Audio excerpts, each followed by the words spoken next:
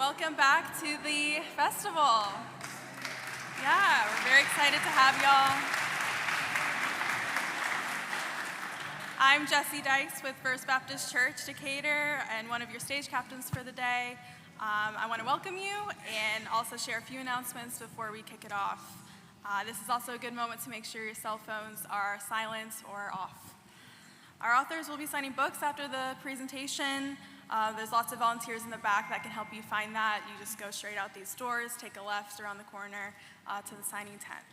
In the interest of time, there will be no Q&A at the conclusion of the presentation. Our bookseller for this session is Eagle Eye Bookshop, so I want to give them a shout out. Books are available for purchase at their tents on the front lawn. Lastly, the Decatur Book Festival is a nonprofit, and it depends on sponsors and donations to bring great authors to Decatur each year. Please consider making a donation to support this effort by going to the festival website, decaturbookfestival.com. Now, please join me in welcoming our panel. First off, moderator George Weinstein, and authors Tea Obreht, Diane McPhail, and Donna Coffey. Thank you.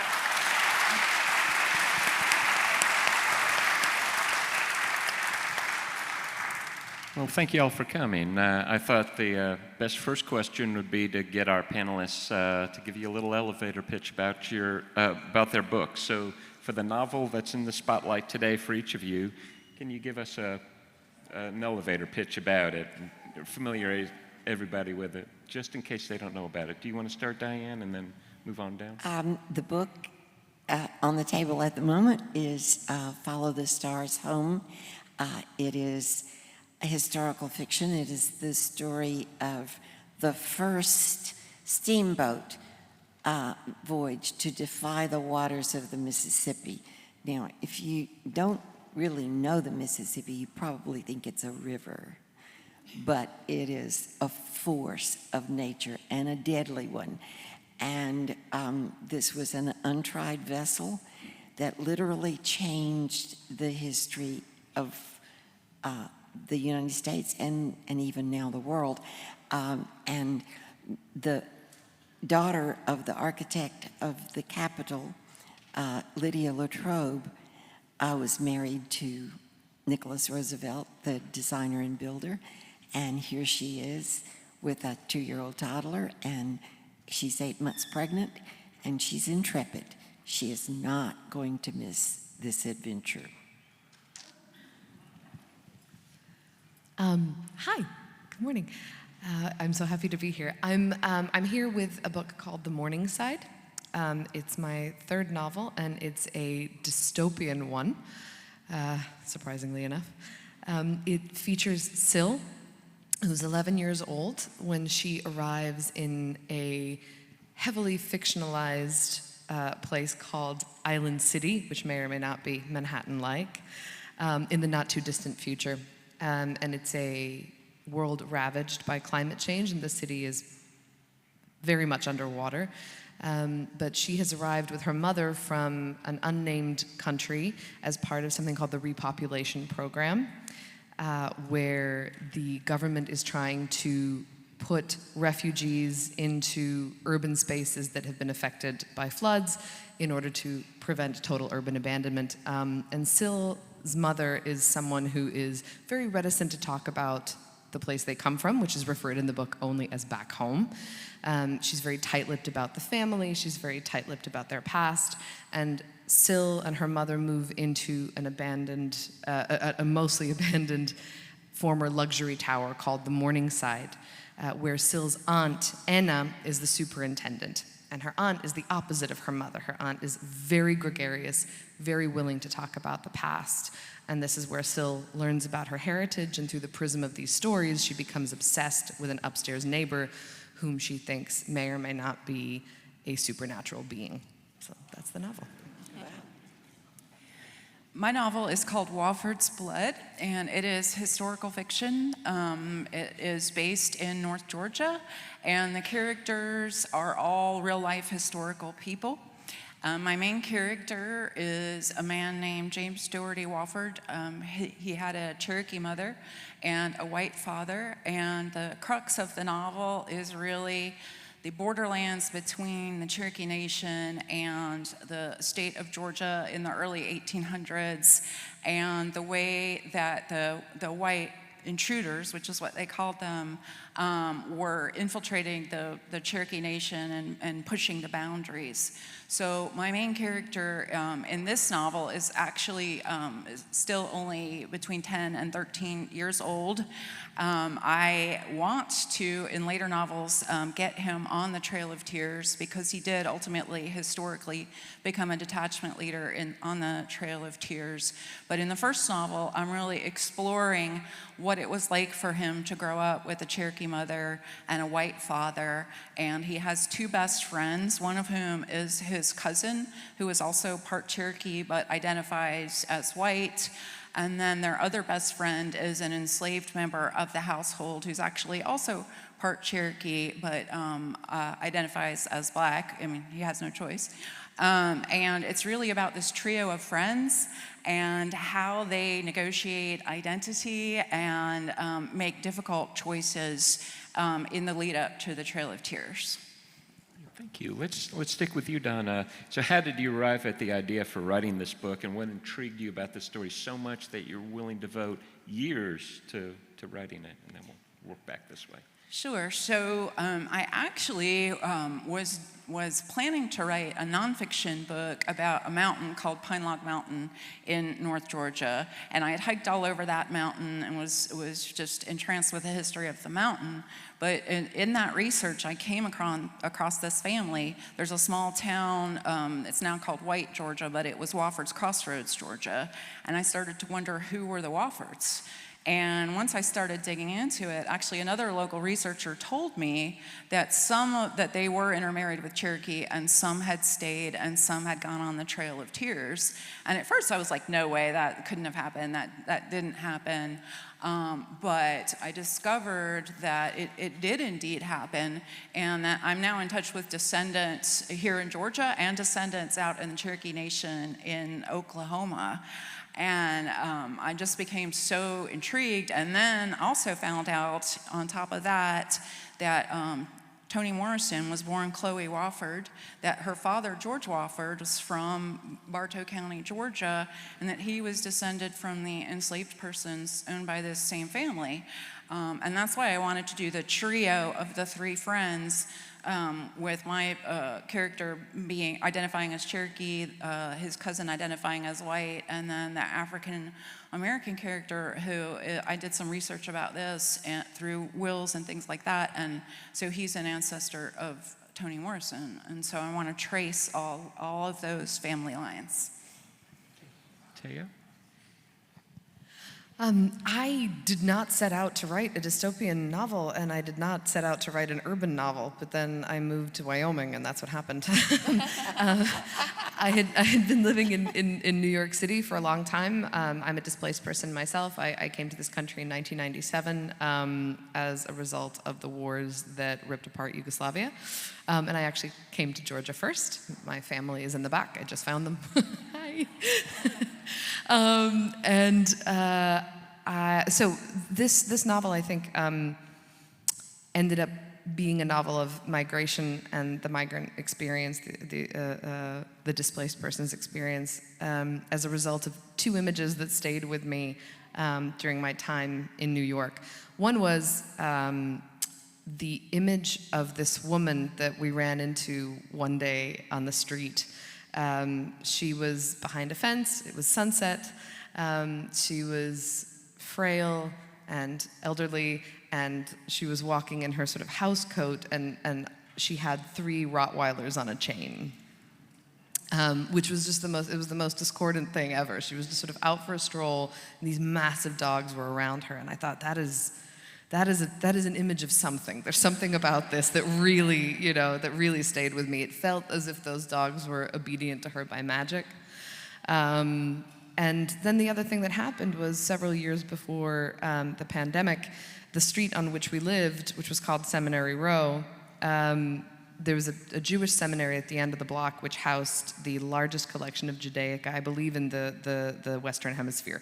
Totally unknown to us because it was in their library, and this was not publicly known in the neighborhood until they sold that library to a developer who first broke down the library and then built a huge high-rise.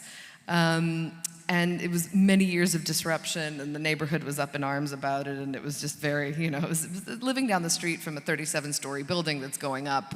There's a lot of emotional, psychological, and physical debris that comes with it. And the building was completed in, I believe, February of 2020. And then, those lofts went up for sale. I mean, it was something like, 1.5, 1.8 million for a studio apartment, and it completely incongruous with the neighborhood. But the building itself was its construction and the time that it was completed felt to me like such a statement about the futility of our endeavors, because, these resources went into it. It was intended for people and for a very specific type of person, and then the pandemic happened, and now what? And it felt very in line with the world in which we're currently living. And those two things, the woman with the Rottweilers and the building, stayed with me, and they became this novel. Yeah. Thank you. That was lovely. Diane? Well, I love your story, and that you didn't intend to write this dystopian novel, because my first writing teacher was Madeleine L'Engle, A Wrinkle in Time. And she has a book called Walking on Water, Reflections on Art and Faith. And at the time that I read it, I was working on my master's in painting, and it totally changed me. What she said in a nutshell is that the work knows more than you do, and it comes to you from somewhere else, and it nudges you and says, will you give birth to me? And you can say yes, or you can say no, and it will go somewhere else.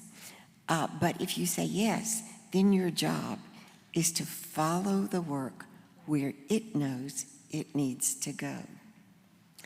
So that has been a foundational concept of all creativity for me, from my painting career to work as a therapist to now the writing.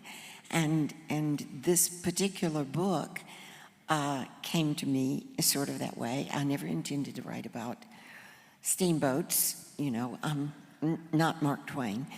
And I was giving a talk.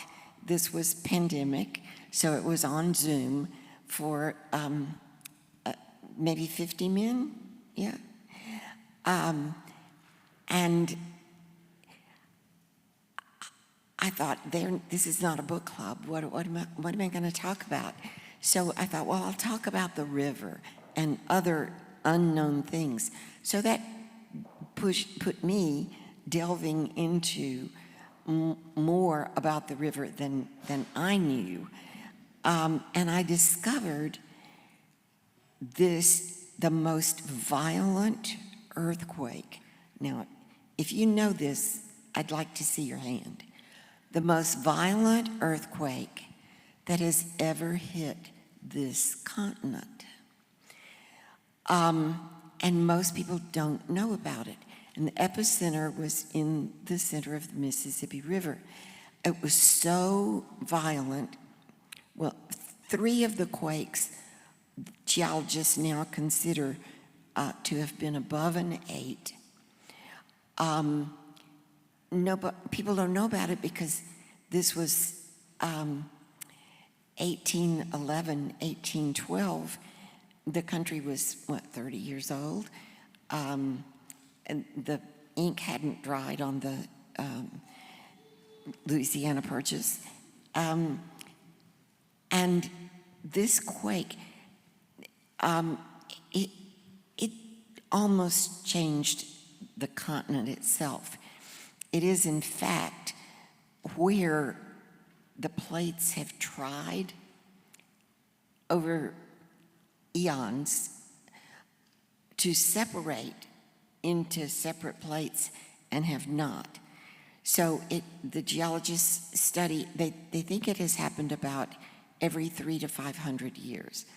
So we've got another 200 to 300 years of grace before we have to worry about something like it taking down everything from Pittsburgh, St. Louis, Cincinnati, Memphis, the whole thing.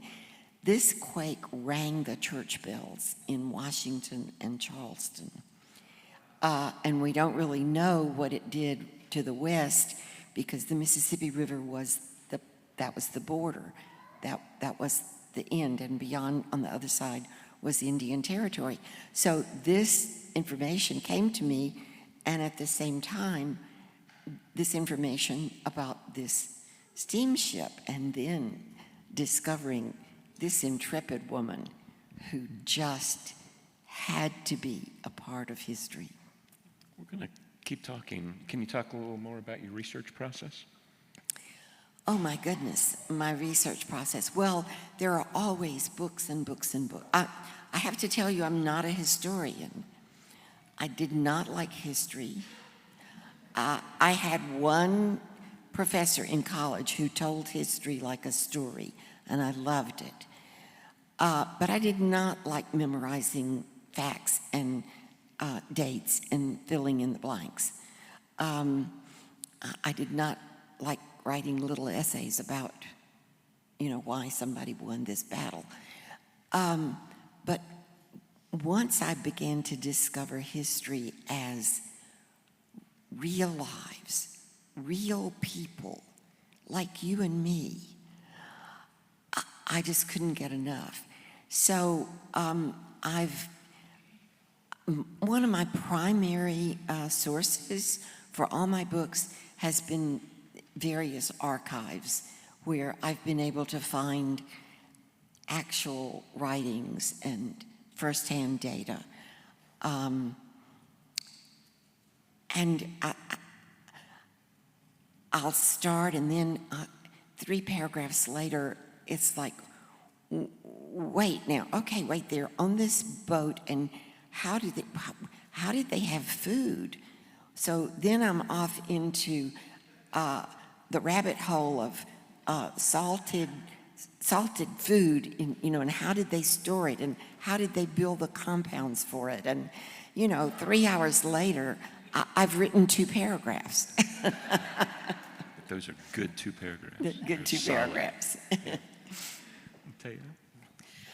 This book was unusual for me in the sense that there was no research really to be done, because writing into the future, you are writing almost entirely into imagination, which I find terrifying. I do love history, and I was never more comfortable than when I was writing a historical novel for precisely the reasons that you're talking about. The fact that all these rabbit holes exist and all these possibilities are available, and I just enjoyed it so much. And it felt very disconcerting to be facing the unknown with this book. But I there are many writers of dystopian and speculative fiction who do incredible work, and following along their models, I think, was the research that I ended up doing. I think for me it was more about sort of the formal approach of, okay, how are we going to expand this world? And it was really about, for me, taking where we are right now as a society, our views on immigrants, our views on climate change, and our long-time refusal to face it, the general bureaucratic incompetence that often stymies progress, and expanding that into the future and seeing how it might affect a population and how people might react to it. Excellent, perfect, thank you. And Donna? Yeah, so I wanted to mention first that the same earthquake that is in Diane's book is also in my book. Actually, the book starts a few months after that same earthquake because it was felt all the way to the East Coast. And it was felt significantly in the Cherokee Nation. And so it was a very momentous thing for them and sort of sparked a revival of Cherokee religious practices and nationalism. So I just think that's so strange that it was the same earthquake. And that was one of my rabbit holes too. I have like 3 books on the Madrid earthquake that I bought off of Amazon, because you get fascinated by these things that you find. And I think that's the way to make the book come alive, though, is by asking yourself, like, what did they eat, or what kind of clothes were they wearing? And so, yeah, a lot of research like that. But for me, one of the big pieces of my research was interviewing and corresponding with descendants of my main characters, because everybody in the book was a historical person, and so I did a lot of actually genealogy work, which was not something I had ever done before, but I was able to find descendants and just interviewing them and getting their family lore and family photographs at times. That was a huge piece of it.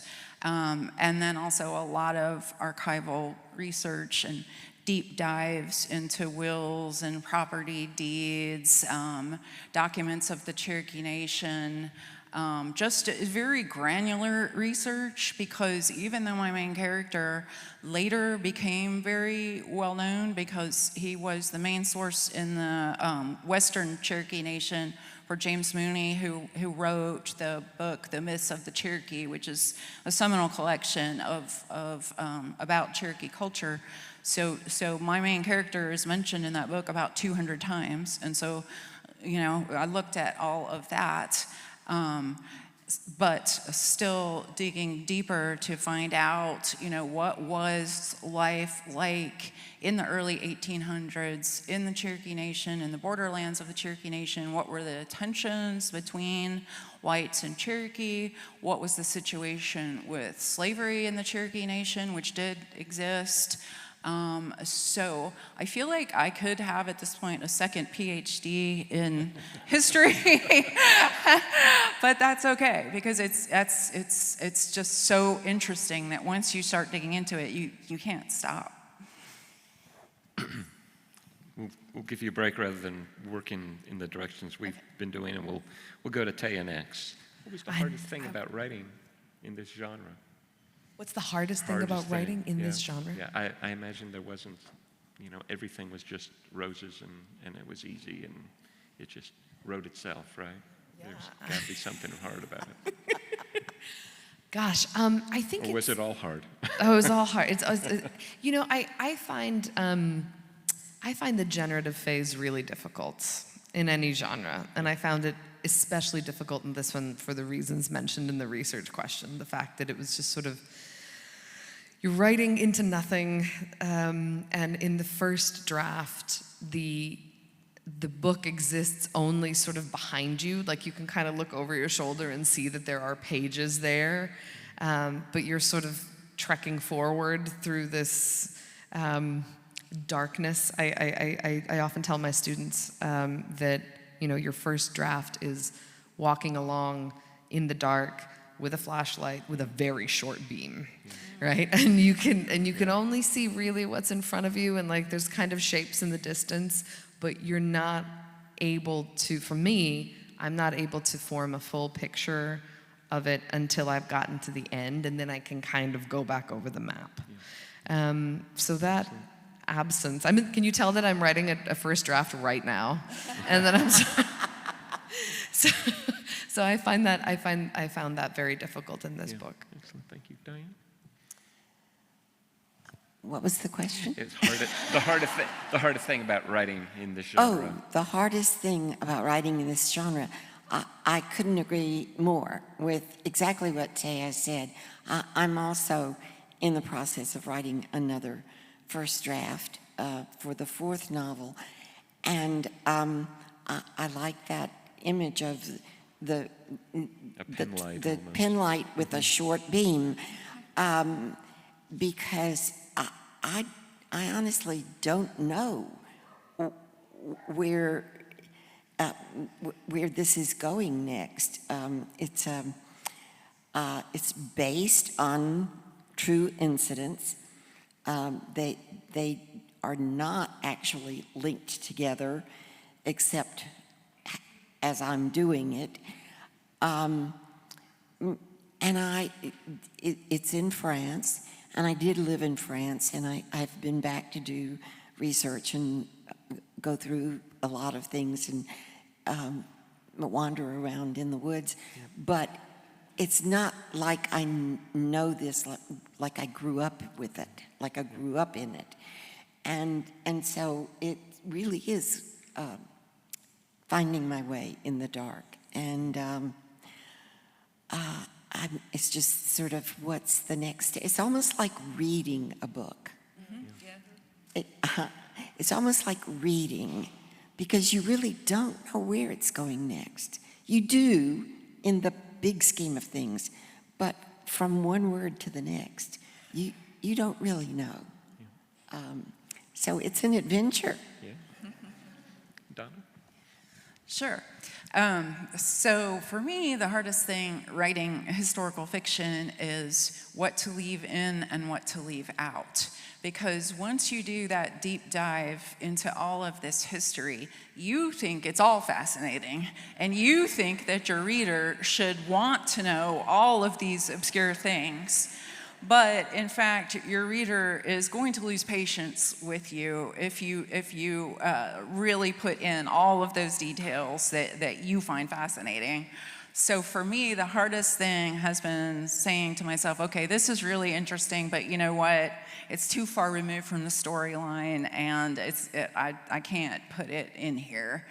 And then finding what the personal story is within the historical story, because I do know the basic trajectory of these characters' lives from the research, but and that's, I think, 50% of it, but the other 50% is what was it like for them as individuals. What were their relationships, what were their personalities, and what is the individual story here. And so, fleshing out, and in this case, really having to use imagination based on historical clues, but, what kind of person were these characters, and how did they interact with each other? And that's where the surprises come, though. That's where like when you said it's like reading a book, you don't know sometimes until you're writing the scene what some of these characters are going to do. And so you learn, or at least this is for me, you learn more about your characters as you write, and they do something that you didn't think they were going to do. Yeah, thank you. All right, show of hands, how many writers do we have? All right. Woo-hoo. Wow. So it's going to be a writing question. So we'll start with Diane. If you could step into a time machine and visit yourself when you were just starting out as a writer, what advice would you give yourself?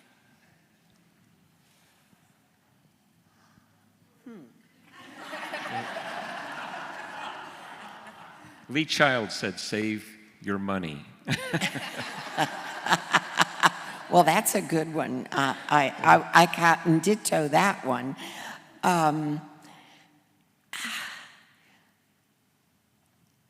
I think I would say trust yourself. And don't be afraid to do whatever it is that comes to you to do. There's a reason that it comes to you. I go back to Madeleine L'Engle. And it may seem fearful, like this dystopian, where in the world did that come from? This that I'm doing now is a little dire. It's quite dire, in fact. But those just trusting it to lead you. Follow that work. Taya? That's so good. I would say two things. One would be, don't waste your time on that sentence. Don't waste so much time on that sentence. It's going in the trash. Anyway.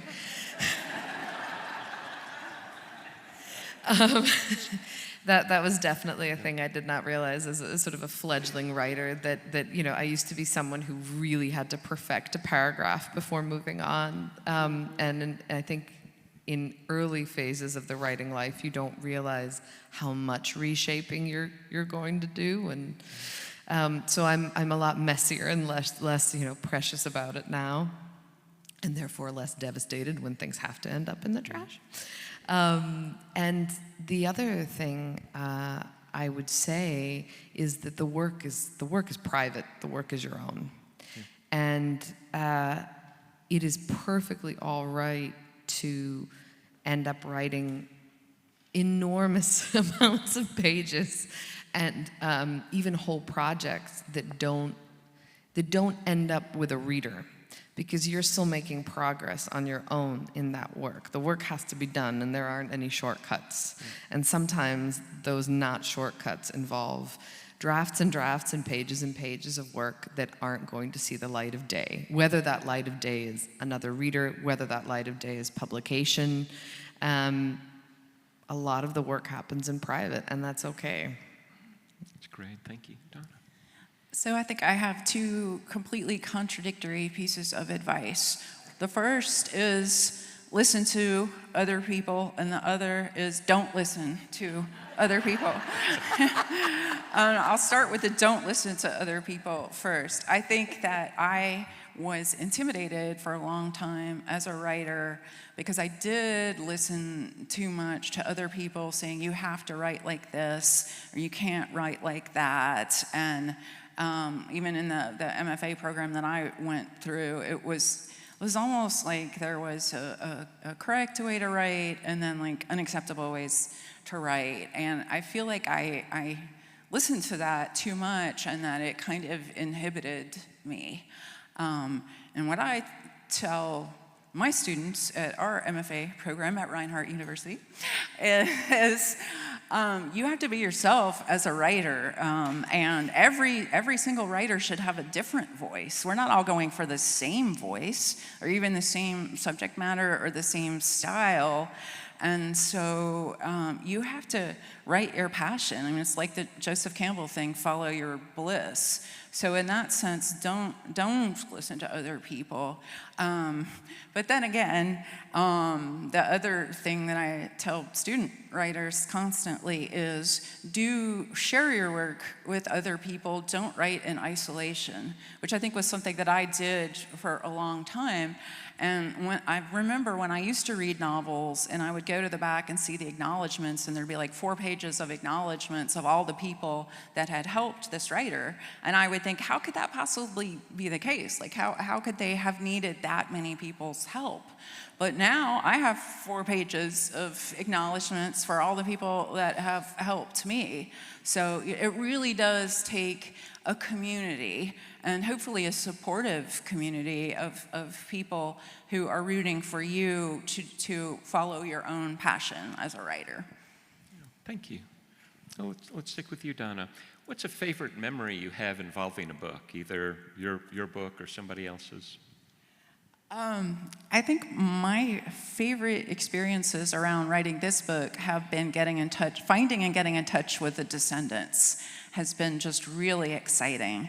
So when I first made contact with my main character's 5 times great-granddaughter who's a member of the Cherokee Nation out in Oklahoma, I was just ecstatic. And then having her send me things that I did not know about my character, and me being able to send her things that she did not know about her ancestor, and that was just incredibly exciting. And then I also attended a reunion of African-American Woffords at Wofford College, and I had the privilege of spending 3 days with them and interviewing them and getting their stories.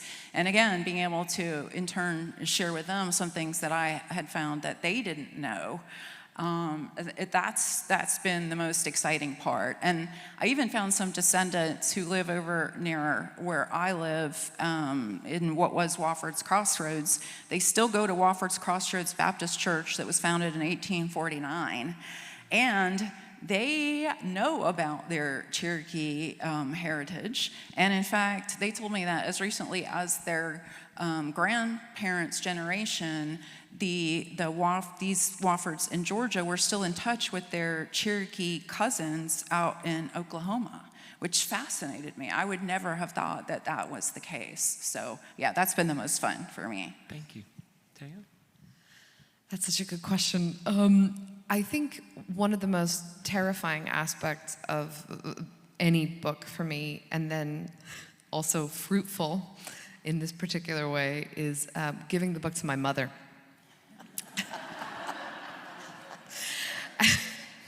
And receiving her first response.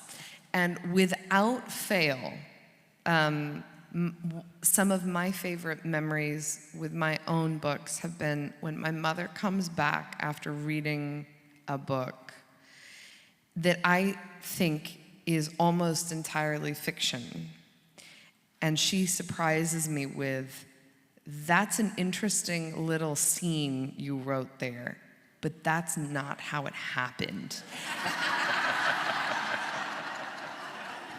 And then I suddenly have this moment where sort of the gates of active memory open up, and I realize that I've inadvertently, without realizing it, charted a scene or an encounter or devised a character based on someone real whom I have not actually remembered until this moment.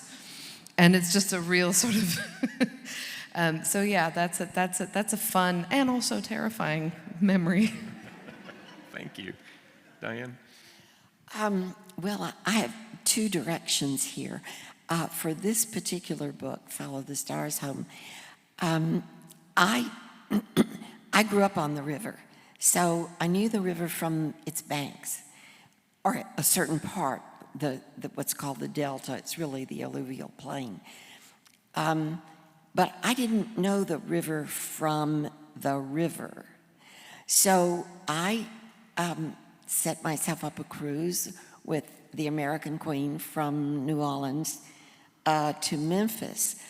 And I was out on the river for that, so I could see from the center of the river what the banks were like, what the bluffs were like, and it was a wonderful experience. And they have now discontinued that steamboat. So I got to be on one of its last journeys.